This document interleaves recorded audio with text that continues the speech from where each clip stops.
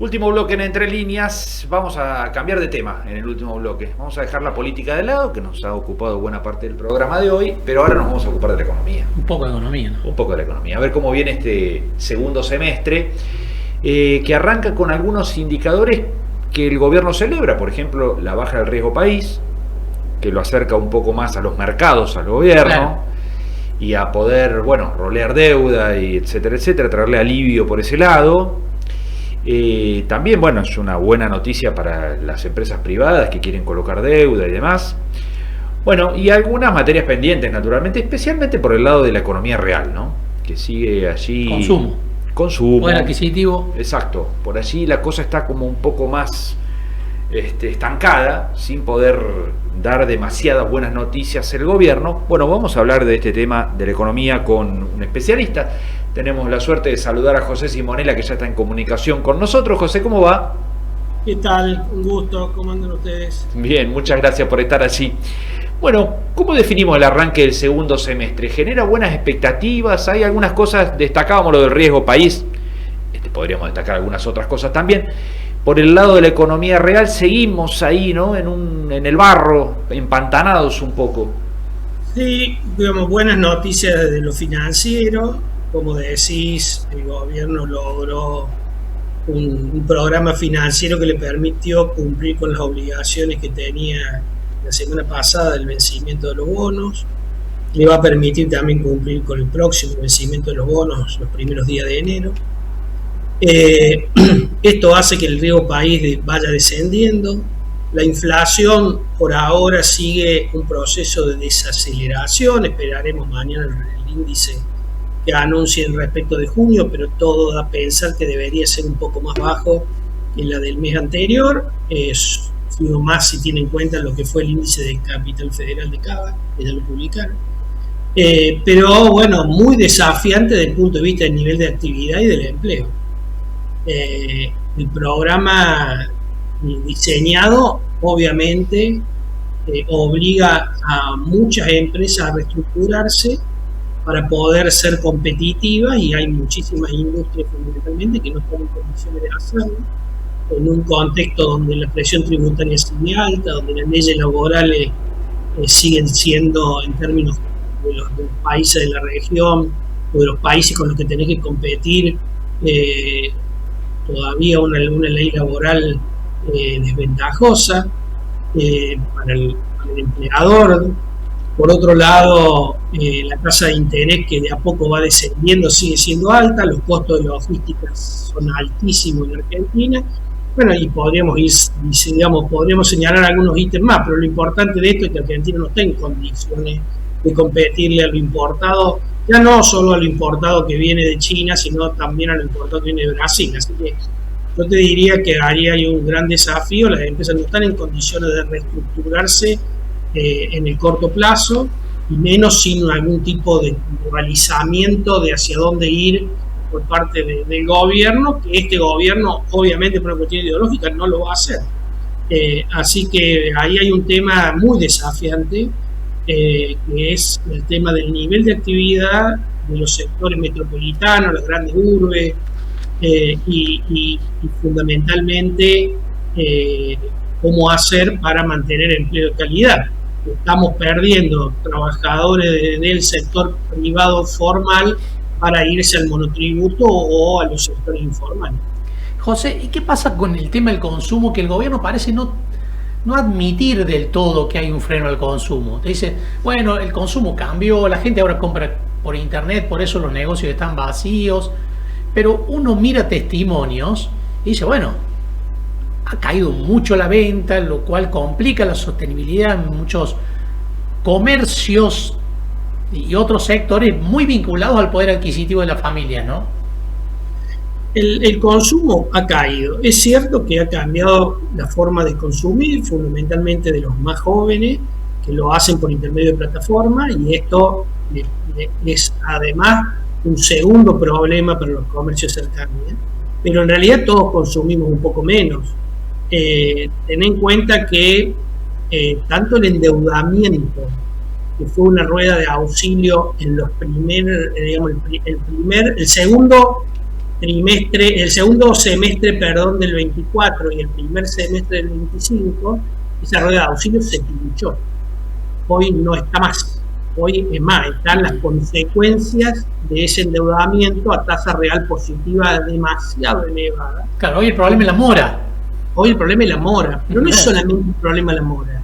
La mora es un problema para muchísimos millones de personas.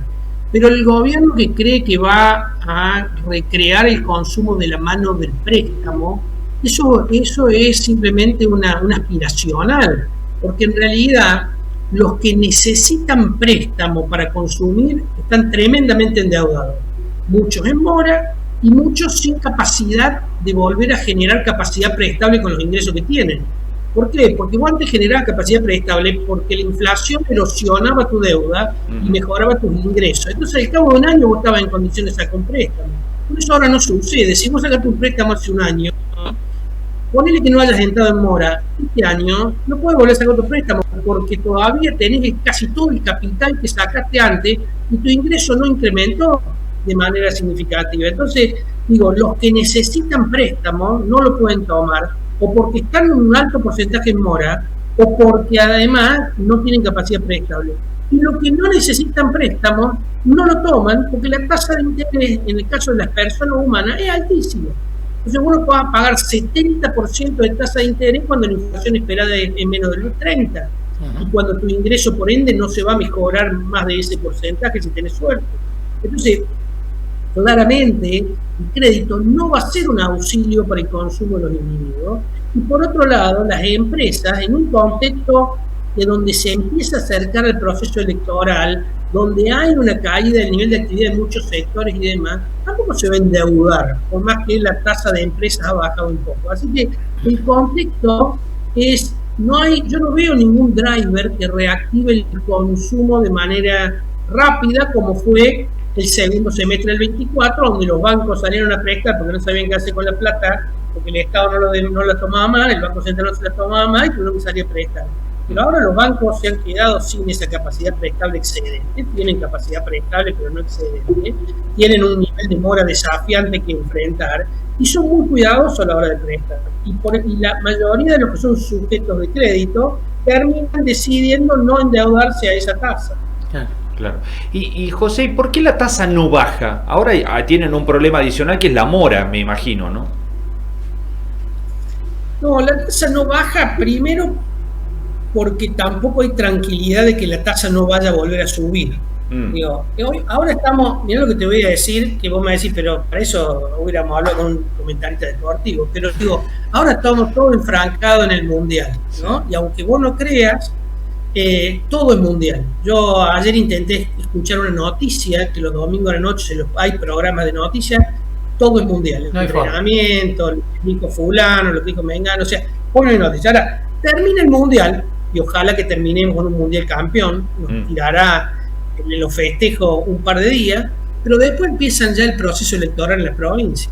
Sí. O las provincias, más allá que el gobierno quiere unificarla con la nación, yo creo que hay muchas que no lo van a hacer. Se van a anticipar y va a empezar todo el proceso electoral y va a empezar la preocupación en muchísimos actores económicos sobre ese proceso electoral que en Argentina a veces más, a veces menos, pero siempre es tortuoso, ¿no? Siempre genera preocupación en los agentes económicos y siempre genera resguardo en los agentes económicos. Y entonces nadie está convencido de que la tasa de interés va a seguir a este nivel por un tiempo más, porque los ahorristas van a dejar probablemente de hacer plazo fijo al 20 y van a buscar otra alternativa de ahorro, ¿no? O otra alternativa para mantener su ahorro. Entonces digo, primero hay un tema de expectativa, cuánto tiempo, este sendero descendente de tasa, cuánto tiempo va a durar.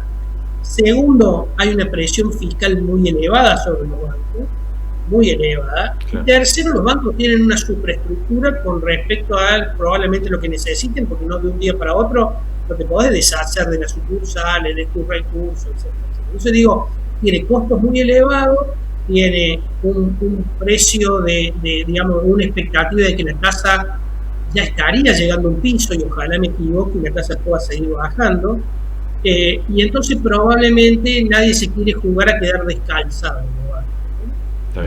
Así que digo, en el corto plazo, obviamente que hay espacio para bajar la tasa a los individuos, como vos pensás, un préstamo personal está alrededor del 70%, la tarjeta de crédito está casi al 100%, y a las empresas le está prestando al 20, al 30%, ¿no? Porque está prestando a amar más 5 o 6 puntos, poner a 30 y algo, pero digo, estamos hablando de que hay margen todavía para bajarle a las personas humanas, y yo creo que eso lo están utilizando, ese margen, para refinanciar deuda, porque en lugar de mandar a pérdida por previsionamiento a los bancos, probablemente decidan dar un préstamo a una tasa más baja y a un plazo más largo. José, muchísimas gracias, como siempre, ha sido un gusto hablar con vos. Un gustazo, saludos. Adiós, gracias. José Simonella. Ahí está. Este es el panorama, ¿no? Hay muchas expectativas de un empuje importante en la actividad económica para los próximos meses. Recordemos el paso de José Simonella al frente del Bancor, ¿no? En un momento. ¿No? Tiene un paso adentro de los bancos, conoce desde adentro esto de la cuestión de las tasas y demás, y que está viendo el banco como para no aflojar tanto con el sistema bancario, para no aflojar tanto con las tasas. Sí, el tema de que si no se recupera la actividad económica, uno se empieza a preguntar ya en este periodo electoral, es qué impacto va a tener en las elecciones. Sí. Si esto sigue así. Si no va a cambiar. Si no va a cambiar, y además si no cambian las expectativas hacia adelante. Si la visión de la gente hacia adelante es que este modelo no va a dar otra cosa, es lo que es, Sí. es esto. Si mucha gente llega a esa conclusión, bueno, puede llegar a tener efectos en las elecciones. Por supuesto, esos efectos dependen después de un montón de otras situaciones, como por ejemplo, si la oposición es capaz de construir una alternativa seria. Efectivamente. ¿No? Sí. Pero bueno, el tema del bolsillo siempre termina impactando en las elecciones y también las expectativas hacia adelante. Así es. Bueno, con esto llegamos al final de Entre Líneas. Nos vamos a reencontrar el martes que viene, 23:30, como siempre, aquí en Canal Sergel. Adiós. Chao.